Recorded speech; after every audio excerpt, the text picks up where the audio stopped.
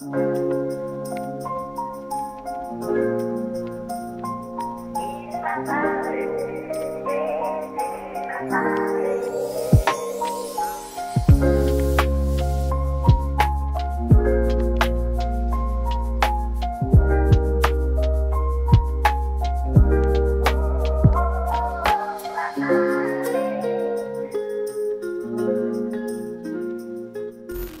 chers amis, nous poursuivons en votre compagnie ce merveilleux parcours qui nous conduit depuis quelque temps dans les profondeurs de la Bible, la parole de Dieu. Une formidable aventure à la découverte de tout ce qui est vrai, juste, pur, aimable, vertueux et digne de louange.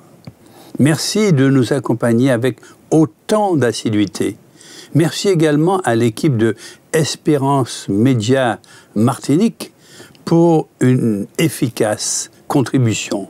Notre sujet d'aujourd'hui, le 30e de notre série biblique Il m'a parlé, s'intitule Jésus et l'Église. Nous espérons, grâce à l'Esprit Saint, que vous aurez une pleine compréhension de ce qu'est l'Église et de ce qu'elle représente pour notre Seigneur Jésus-Christ. Mais tout d'abord, nous allons prier. Notre Dieu, notre Père, encore une fois, nos yeux sont tournés vers toi, afin que tu nous donnes une onction de ton esprit, pour mieux comprendre les choses qui nous semblent obscures dans ta parole de vérité. Nous te prions au nom de Jésus. Amen. Mes chers amis, comme nous le savons tous, notre foi, la foi des chrétiens, ne se vit pas isolément, mais ensemble. Jésus, le Christ, a rassemblé ses disciples et fondé ce que l'on appelle l'Église, dont le signe d'appartenance est le baptême donné au nom de Dieu le Père, Dieu le Fils et l'Esprit Saint. C'est par son enseignement que Jésus nous a appris qu'il était le Fils du Dieu vivant, qui nous a parlé de Dieu comme Père et de l'Esprit comme souffle de Dieu pleinement manifesté lors de la Pentecôte. Pour ceux qui portent aujourd'hui le nom de chrétiens, c'est-à-dire qui sont baptisés, quelle que puisse être la différence des traditions catholiques, protestantes, évangéliques, adventistes, anglicanes ou orthodoxes, le point commun, ce qui les rassemble et les tient en communion spirituelle et humaine, c'est leur lien personnel et communautaire à Jésus, le Christ mort sur la croix et ressuscité. Ce lien est constamment affermi et consolidé par la prière et les rencontres au sein de l'assemblée des fidèles où la parole du Seigneur est prêchée. C'est un lien de confiance, d'amour et d'espérance. Au fur et à mesure de leur chemin spirituel, les chrétiens croient que Jésus agit en eux, que par Jésus, la grâce de Dieu les transforme intérieurement et leur permet d'être capables d'aimer comme Dieu aime. Le chrétien a conscience que sans la relation avec Jésus, il est limité par sa condition humaine qui l'empêche de vivre pleinement dans l'amour, la paix, la joie, l'espérance. La question qui se pose est la suivante. Peut-on parler de christianisme sans parler de l'Église? Pour y répondre, faisons appel à la Bible, la parole de Dieu, et notamment au Nouveau Testament où quelques textes principaux nous éclaireront sur la nature de l'Église et nous aideront à comprendre le plan de Dieu à son égard. Quel est le vrai sens du mot « Église » ?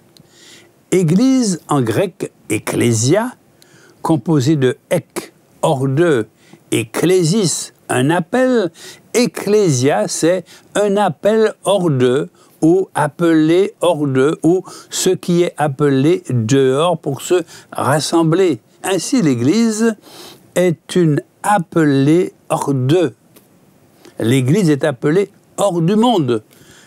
Les membres de l'Église appartiennent à Jésus-Christ qui a déclaré « Ils ne sont pas du monde, sanctifie-les », c'est-à-dire sépare-les, mets-les à part par ta parole est la vérité. Jean 17, le verset 17e.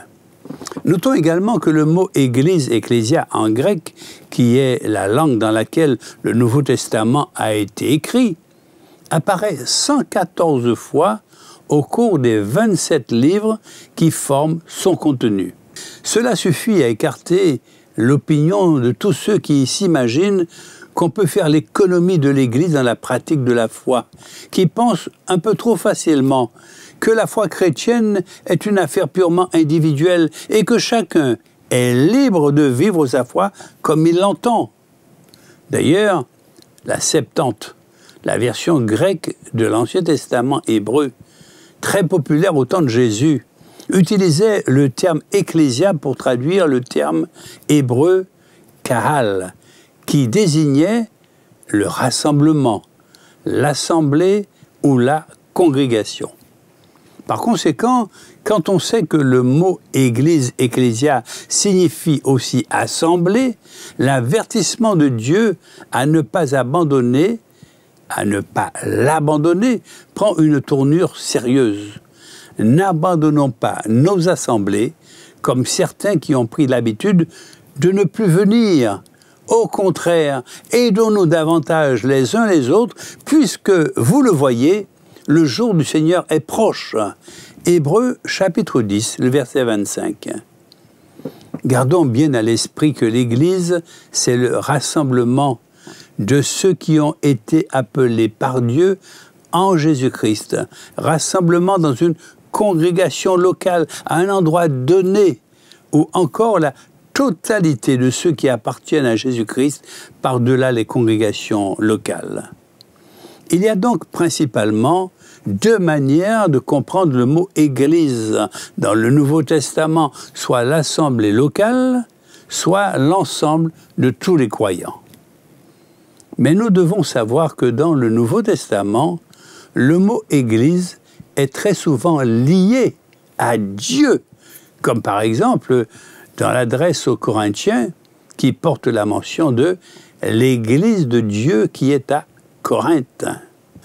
Il ne s'agit donc pas de n'importe quel rassemblement, comme de rassemblement politique, même si dans le Nouveau Testament, le mot « ecclésia » est quelquefois appliqué à une assemblée du peuple. Ainsi que nous l'avons dit précédemment, la signification du mot « église » ou « ecclésia » est assemblée appelée hors d'eux, c'est-à-dire séparée, mise à part, dans son sens étymologique, sanctifiée. Nous avons donc, dès le départ, l'idée précise de ce qu'est l'Église du Seigneur Jésus-Christ. Une assemblée de personnes qu'il appelle, qu'il assemble et met à part, qu'il sanctifie. Mes chers amis, plusieurs métaphores ou plusieurs images servent à identifier l'Église du Seigneur. Elle est présentée comme suit. L'Église, un corps, le corps de Christ, formé de nombreux et divers membres. Christ est le chef de l'Église, qui est son corps et dont il est le sauveur. Éphésiens, le chapitre 5 et le verset 23. Et l'apôtre d'ajouter, car comme le corps est un et a plusieurs membres, et comme tous les membres d'un corps, malgré leur nombre, ne forment qu'un seul corps, ainsi en est-il de Christ. Nous avons tous en effet été baptisés dans un seul esprit, pour former un seul corps, soit juif, soit grec, soit esclave, soit libre, et nous avons tous été abreuvés d'un seul esprit. Ainsi, le corps n'est pas un seul membre, mais il est formé de plusieurs membres. 1 Corinthiens, chapitre 12, les versets 12 à 14. Mais attention, il est fondamental, mes chers amis, que chacun soit convaincu de cette vérité essentielle. Jésus-Christ est le chef de l'Église, ce que confirme à nouveau la parole de Dieu. Christ est le chef de l'Église qui est son corps et dont il est le sauveur. Éphésiens chapitre 5, le verset 23. C'est une réalité spirituelle et divine. Ceux qui croient au Seigneur Jésus-Christ, selon la foi de l'Évangile, ont été ajoutés à son Église et sont devenus membres de son corps. Donc, en commun, unis avec lui, qui est la tête, et avec tous les membres de ce corps, l'Église. À partir du jour où nous sommes devenus enfants de Dieu, nous sommes devenus membres de l'Église de Jésus-Christ. Cela ne veut pas dire que nous sommes devenus parfaits, à la mesure de la stature de Jésus. C'est vrai que le Seigneur utilise souvent dans sa parole des images fortes pour nous faire comprendre les grandes vérités du royaume de Dieu. Et pour l'Église, il donne l'exemple du corps humain dans sa composition et dans son fonctionnement, la tête notamment. La tête est la partie du corps la plus importante. C'est dans la tête que se trouve le cerveau, où sont concentrées toutes les informations, les pensées, les décisions, etc. Il est l'ordinateur qui commande toutes les fonctions du corps. C'est là que se trouve l'intelligence, la volonté, la mémoire des choses. Tous les organes et membres de notre corps sont sous le contrôle de notre cerveau. Donc, lorsque nous disons que Christ est la tête de l'Église, nous comprenons bien que tous ses membres dépendent de lui. C'est de lui et grâce à tous les liens de son assistance que tout le corps bien coordonné, formant un solide assemblage, tire son accroissement selon la force qui convient à chacune de ses parties et s'édifie lui-même dans la charité. Éphésiens chapitre 4, le verset 16e. L'Église est par conséquent soumise à Christ. Il est la tête du corps de l'Église. Il est le commencement, le premier-né d'entre les morts, afin d'être en tout le premier. Colossiens 1er, le verset 18. Nous avons bien compris que tout ce qui concerne la vie de l'Église dépend du Seigneur Jésus-Christ pour toutes ses parties et ses fonctions, la vie elle-même, c'est-à-dire tout ce qui produit le mouvement, la respiration, l'être, la pensée, la réflexion, les projets, la connaissance, la volonté, tout ce qui détermine les décisions et les actions. Tous les membres du corps de Christ sont liés à cette règle et aucun ne peut fonctionner normalement indépendamment de l'union avec la tête. Or, souvent, nous remarquons combien les membres de l'Église de Christ veulent fonctionner par eux-mêmes, inconscients de leur dépendance de Christ. Dieu le Père a tout mis sous ses pieds. Et il l'a donné pour chef suprême à l'Église, qui est son corps, la plénitude de celui qui remplit tout en tous. Éphésiens, chapitre 1er, les versets 22 et 23. C'est de lui, de Christ, et grâce à tous les liens de son assistance, que tout le corps bien coordonné et formant un solide assemblage tire son accroissement selon la force qui convient à chacune de ses parties et s'identifie lui-même dans la charité. Éphésiens 4, le verset 16. Nous comprenons bien que nous ne pouvons pas vivre spirituellement indépendamment du Seigneur Jésus-Christ, ni des autres membres de son corps, l'Église. C'est du mensonge et de l'orgueil que de se proclamer chrétien indépendant. Un enfant de Dieu indépendant, cela n'existe pas, car Dieu a voulu que tous ceux qui appartiennent au Seigneur Jésus-Christ soient dépendants de Christ et les uns des autres. Nous ne sommes pas libres d'agir à notre guise concernant notre place dans le corps de Christ. Maintenant, Dieu a placé chacun des membres dans le corps comme il a voulu. 1 Corinthiens chapitre 12, le verset 18. Une autre image de l'Église. L'Église un temple, une maison dans laquelle Dieu habite. En lui, tout l'édifice bien coordonné s'élève pour être un temple saint dans le Seigneur. Éphésiens chapitre 2, le verset 21e. Quel rapport y a-t-il entre le temple de Dieu et les idoles? Car nous sommes le temple de Dieu vivant. Comme Dieu l'a dit, j'habiterai et je marcherai au milieu d'eux. Je serai leur Dieu et ils seront mon peuple. 2 Corinthiens, chapitre 6, le verset 16. Voici encore une image intimiste. L'Église, une femme, l'épouse de l'agneau. Le mariage est une image qui symbolise l'union de Christ et du corps de croyants qu'est l'Église, composée de tous ceux qui ont accepté Jésus-Christ comme leur sauveur personnel et reçu la vie éternelle. Christ, l'époux, a choisi d'aimer l'Église et de se sacrifier pour elle, pour en faire son épouse. Marie, aimez votre femme comme le Christ a aimé l'Église. Il a donné sa vie pour elle afin qu'elle soit sainte. Il l'a rendue pure par l'eau et par la parole. Il a voulu que l'Église se présente devant lui pleine de gloire, sans tache, sans ride, sans aucun défaut. Il a voulu qu'elle soit sainte et sans reproche. Éphésiens chapitre 5, les versets 25 à 27. Tout comme à l'époque de la Bible, il y avait une période de fiançailles pendant laquelle les futurs époux ne vivaient pas encore ensemble. De même, l'épouse de Christ est séparée de son époux pendant l'âge de l'Église.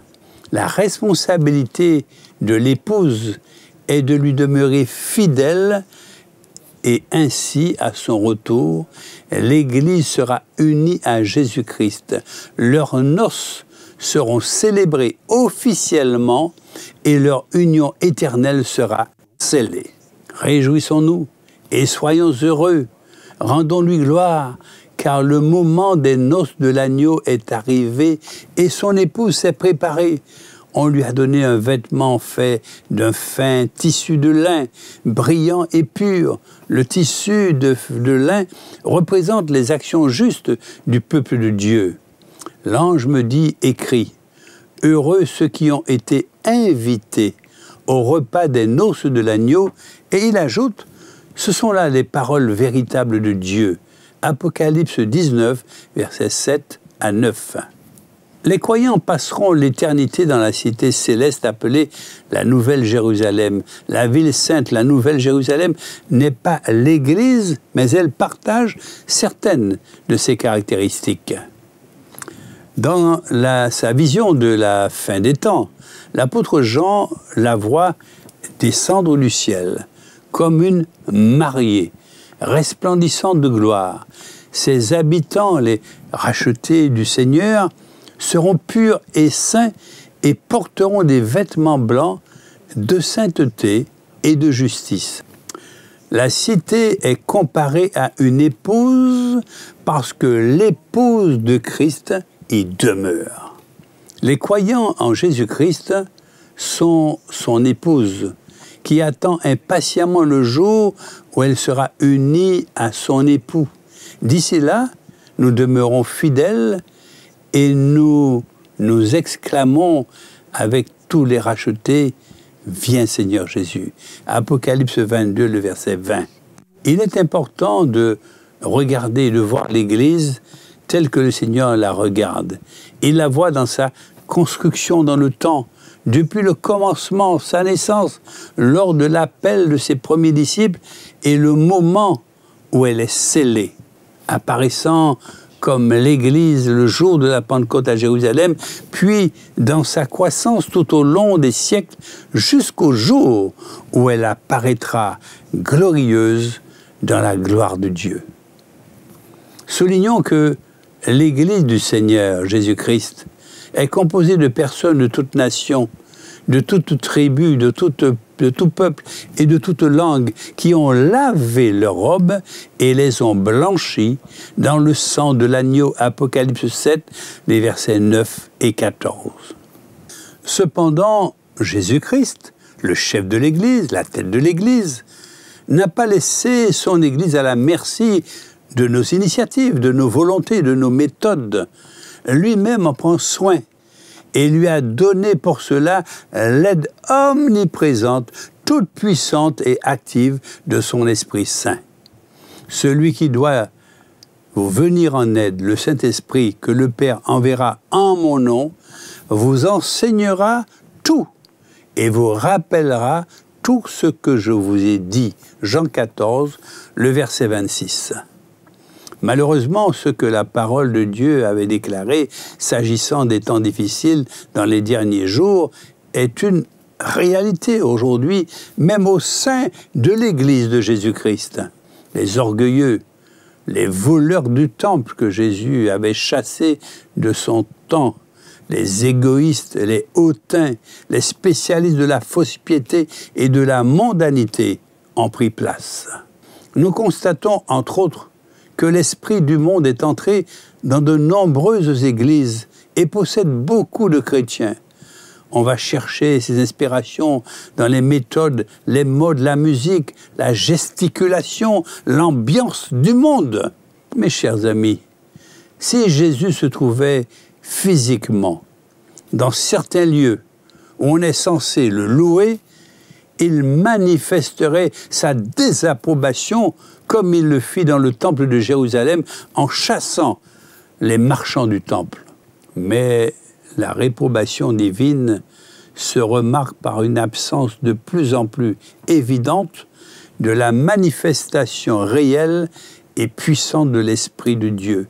Attristé de cette situation, alors il se retire.